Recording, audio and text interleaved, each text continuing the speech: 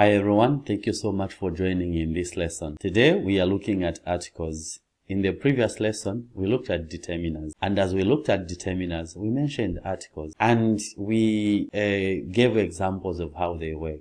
But in this lesson, we are taking a step further to define articles, to talk about how they work, and also to talk about their types. So, fasten your seatbelt. Let's move together. Now, before I go into the lesson, if you are coming to these lessons for the first time, just know that I have 31 lessons in this series, and this is lesson number 11. So we still have 20 more lessons ahead of us, and we have 10 lessons that we just completed. And secondly, please consider subscribing if you are going to find value in this lesson. So without wasting your time, let's get started.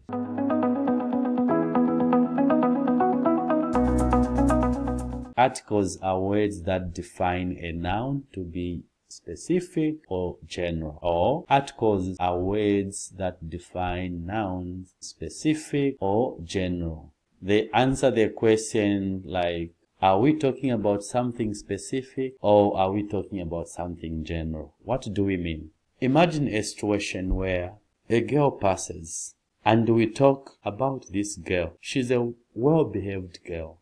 And later on, we see a woman passing. And then we say, this is the mother of the girl. This is the mother of the girl. Without going ahead to describe or to mention the name of the girl. Because we are talking about a girl that passed, maybe that passed by, and we saw that girl and we talked about her.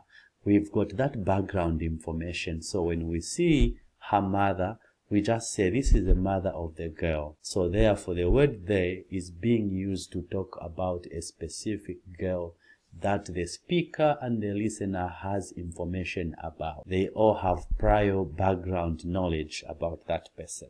Therefore, we have two types of determiners. First one is definite. The example I gave about the girl. There is a definite article. There is a definite. And then we have the second one, which is a or an, as in an apple, a mango, an orange. Those are indefinite articles.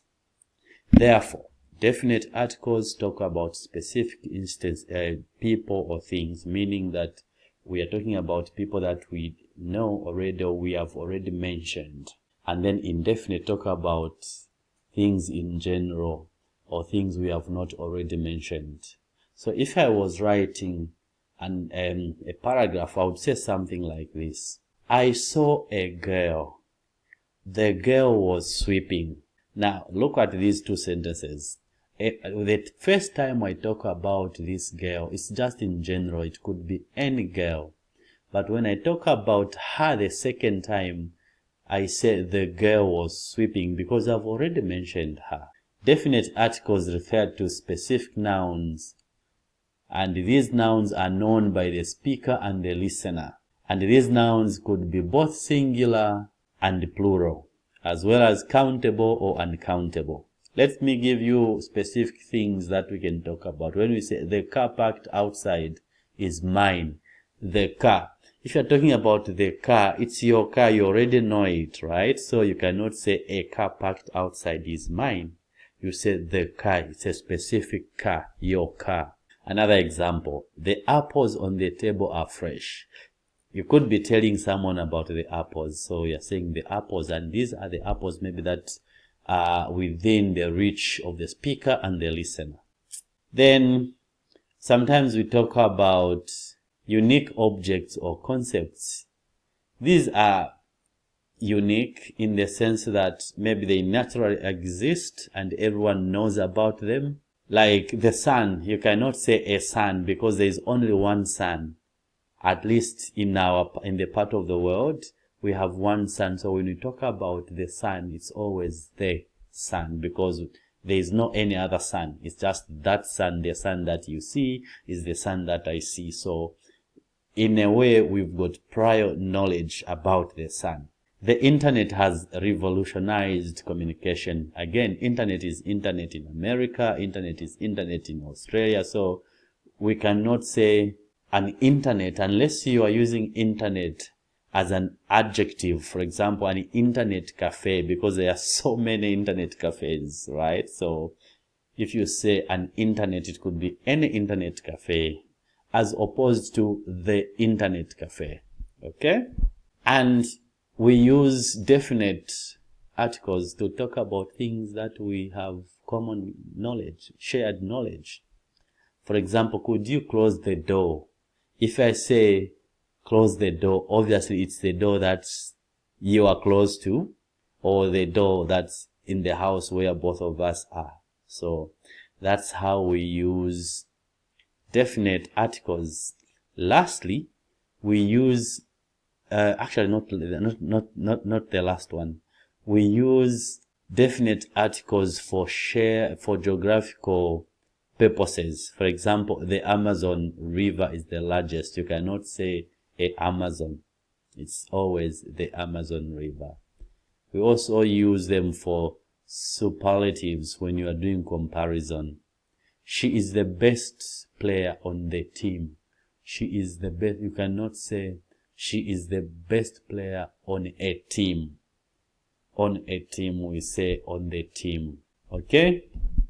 Now, let's look at how we use indefinite articles. As I mentioned at the beginning, indefinite articles refer to non-specific nouns. Non-specific nouns. We use them when the noun is mentioned for the first time, or when the exact identity of the noun is not important. Let me give you examples, rules for using a and an. Remember, I mentioned that indefinite articles have two types. There's a and an. We use a before words with a consonant sound, like a book, a cat, a university. And then we use an for words beginning with a vowel sound, like an apple, an elephant, an hour. An hour stands with H, but we don't pronounce H as an hour. We say an hour. So this H is almost not there. So that's why it qualifies with an indefinite. Let me give you examples. I saw a bird in the garden. I saw a bird. We are introducing this bird as a new concept. So when we talk about it the second time, we go back to the definite article. So we would say something like this. I saw a bird in the garden. The bird was chirping. Okay? She is reading an interesting book, because this is the first time we are talking about this book, so we are using an indefinite article. The second way we use, before I go to the second one, I just want to emphasize that the first way we use indefinite articles is to introduce something new. And that's why I gave an example of a bird, and then the bird is chirping. The second example I gave was she is reading an interesting, so we are introducing a new book that she is reading. The second one is when describing a member of a group. We can say he is a teacher. He is a teacher. One of many teachers, right? He is a teacher. One of many teachers. Number 3, non-specific use. When we are not being specific, we use an indefinite article. For example, can you lend me a pen? I am not saying lend me a black pen or blue. Oh, I can also say, can you lend me a blue pen? But we don't have a specific blue pen that is, he could give me any of his blue pens. Any of his blue pens. That's the meaning of that. Okay, we also have special cases. Articles are omitted in some cases, such as with proper nouns, general ideas, or plural and uncountable nouns when referring to them in general sense. For example, you can say we visited London. Even though everyone knows about London, it wouldn't be a good idea to say we visited the London. Water is essential for life. We might not say the water is essential, because in this case then the water is the specific water. So that removes that meaning of water in general as a source or as being essential for life. Another special use case is when we are doing repetition of nouns. The first mention, we use an indefinite article. The second mention is in the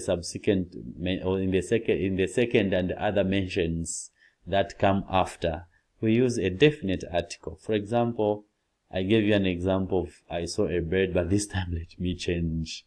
I can say he bought a computer.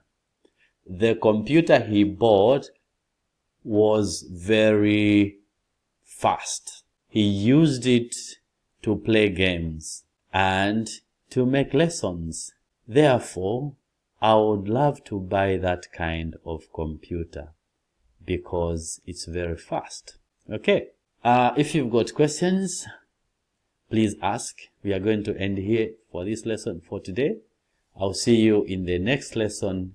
And actually, in the next lesson, we are going to start considering sentences and parts that build sentences. So to begin, we will look at phrases, and we are going to build from phrases to clauses to simple sentences, and yeah, we'll go on and go to other complex stuff. Now, this is where things will begin to be so sweet, and you will see in the lessons, you will see in the lessons, if you're participating in the lessons online, that we are using advanced structures for rewrites and for fill in the blank spaces. So please stick with me and be with me as we unpack these lessons. Thank you so much for spending time with me in this lesson. I'll see you in the next one when we look at phrases. Bye-bye.